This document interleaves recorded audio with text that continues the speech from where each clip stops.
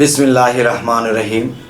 হে সমস্ত জগতবাসী, আজ আমি শামীম আলী চিশতি আপনাদের সামনে যে আলোচনাটি নিয়ে হাজির হলাম, সে আলোচনাটি অবশ্যই আমাদের বোঝার বিষয়। সেটি বোঝার কি বিষয়? বোঝার বিষয়টি হলো, দেখুন, আমরা যেমন বলে থাকি, আমাকে কেউ জিজ্ঞাসা করেছে, ভাই আপনার ধর্মের নাম কি? বলেছি মুসলমান ধর্ম। একটু পরে একজন জিজ্ঞাসা করেছে, ভাই আপনার ধর্মের নাম কি? বলতেছি ইসলাম ধর্ম। তাহলে এই যে একটি কথা, যে আমি একটু আগে বলেছি মুসলমান ধর্ম, একটু পরে আবার বলতেছি আমার ইসলাম ধর্ম। তাহলে ইসলাম ধর্ম আর মুসলমান ধর্ম কি এক নাকি দুই?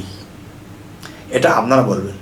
দেখেন, ইব্রাহিম খলিলুল্লাহ জাতির পিতা, তিনি আমাদের জাতির পিতা, তিনি মুসলমান জাতির পিতা। আর মুসলমান ধর্মটা আমি বুঝতে পারি যে ইব্রাহিম খলিলুল্লাহ থেকে এসেছে। আর ইসলাম ধর্ম হযরত মুহাম্মদ সাল্লাল্লাহু আলাইহি সাল্লাম থেকে এসেছে। এখন জিজ্ঞাসা করলে বলি মুসলমান ধর্ম, আবার জিজ্ঞাসা করলে বলি আমরা যে আমাদের ইসলাম ধর্ম।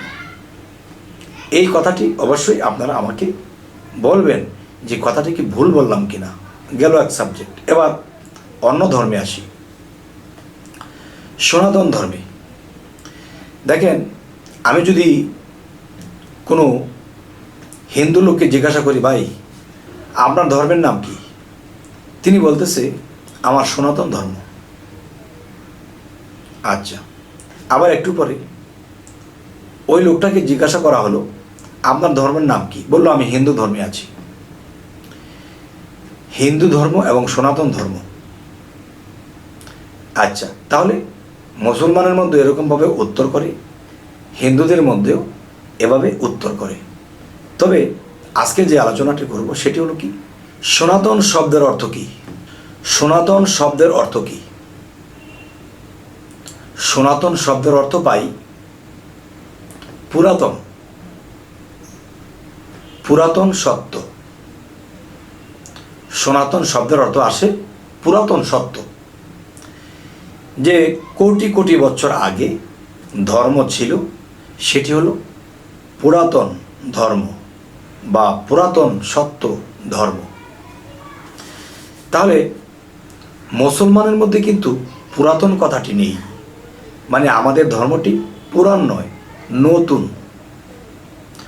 তখন একজন হিন্দু লোকের সাথে বা একজন সনাতনী ধর্মের সাথে লোকের সাথে আমার একটু চা খেতে খেতে একটু কথা হলো। কথাটি হলো, দেখুন, আমি তাকে বললাম যে আপনি প্রথম বলেছেন আপনার ধর্ম কি? সনাতন ধর্ম, পুরাতন সত্য। আর আমার ধর্ম ইসলাম, আবার বলেছে কি মুসলমান। তাহলে এখানে বিষয়টা হলো যে মুসলমান ধর্মটা কিন্তু নতুন। তার বয়স 14.5 থেকে, এটার বয়স 14.5 থেকে 1500 বৎসর আগে এই ইসলাম ধর্ম এসেছে। তো এখন যে বিষয়টি বলবো, যে 1500 বৎসর বা 1450 বৎসর আগে যে ইসলাম ধর্ম এসেছে, কিন্তু সনাতন যে পুরাতন, এ কিন্তু কোটি কোটি বৎসর আগের ধর্ম। তখন আমি একটি লোককে বললাম, বা ওই ব্যক্তিকে বললাম, যে দেখেন, আমি একটা কথা বলবো, আপনি কি কষ্ট পাবেন? কষ্ট পাবো কেন? দেখেন, আমি বোঝার জন্য বলবো, কিন্তু ভুল ধরবেন না, আমাকে খারাপ ভাববেন না। তখন আমি তাকে বললাম যে আপনি কি যে বাড়িতে থাকেন, বাড়িটা কি নতুন? হ্যাঁ, নতুন। আচ্ছা, আপনার ঘরে কি 200 বছর বা 250 বছর আগের কোনো ফার্নিচার আছে? কয় না, ওগুলা নেই। আমি কি নেই কেন? তখন বলতেছে এগুলো পুরাতন হয়ে গেছে। পুরাতন তো, এগুলা ঘুণে ধরেছে, ময়লা ধরেছে, ডিজাইন নষ্ট হয়ে গেছে। তো ডিজাইন নষ্ট হলে কি হচ্ছে? এটার মধ্যে তো থাকা যায়, জোড়াতালি দিয়ে তো থাকা যায়। সে বললো যে না, এগুলা এখন তো আপডেট জগৎ, বিভিন্ন ডিজাইন আসছে। তখন আমি তাকে বললাম যে দেখেন, বিভিন্ন ডিজাইন আসছে, তখন সেই পুরাতন যে ডিজাইনগুলো ছিল, পুরাতন যে জিনিসগুলো ছিল, এগুলো আপনি ঘর থেকে বের করে ফেলে দিয়েছেন।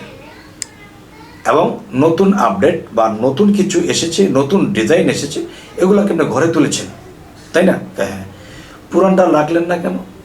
পুরানটা এই কারণেই রাখি নাই যে এগুলা ঘুরে ধরেছে, এগুলাকে ময়লাযুক্ত হয়ে গেছে, ডিজাইন নষ্ট হয়ে গেছে, তাই ফেলে দিয়েছি। তাহলে কোটি কোটি বৎসর আগের যে ধর্ম, এটা কিন্তু পুরাতন ধর্ম, পুরাতন সত্যই।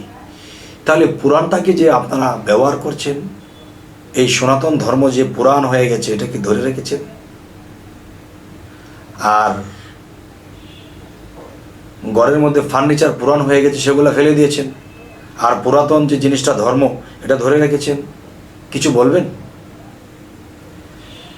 তবে এই কথার উত্তর দেওয়ার মতো পৃথিবীতে অনেক লোক আছে, কিন্তু এই কথাটা বলার পরে লোকটা একেবারে থেমে গেছে।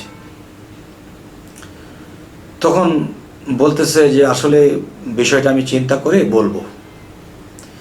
সে আমার থেকে যে বিদায় নিল, সে আর কখনো দেখা করেনি। তো আজকের যে বিষয়টি হলো পুরাতন সত্য। সনাতন শব্দের অর্থ পুরাতন সত্য।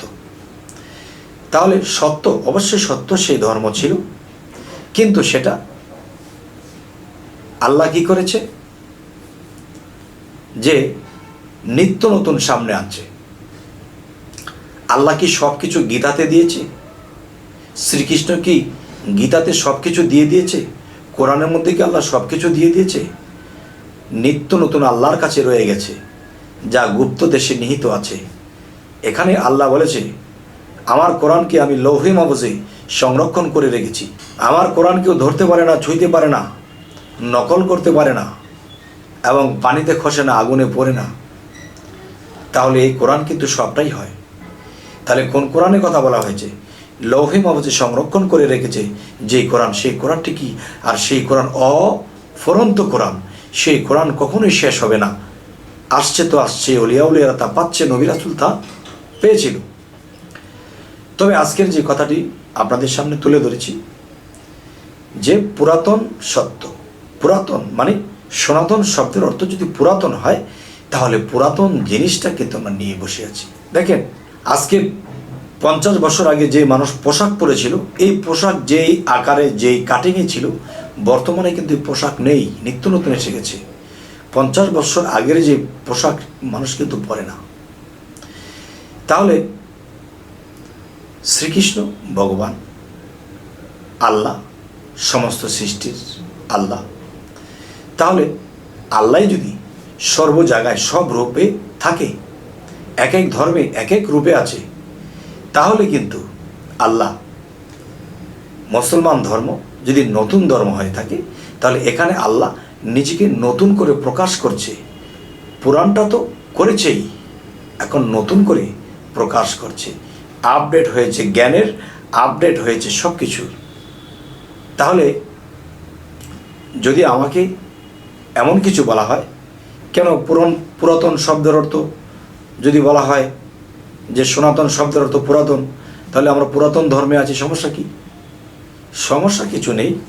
তবে একটা জিনিস দেখেন, আজকে 500 বছর আগে পানির জাহাজ দিয়ে মানুষ হজ করতে যাইত।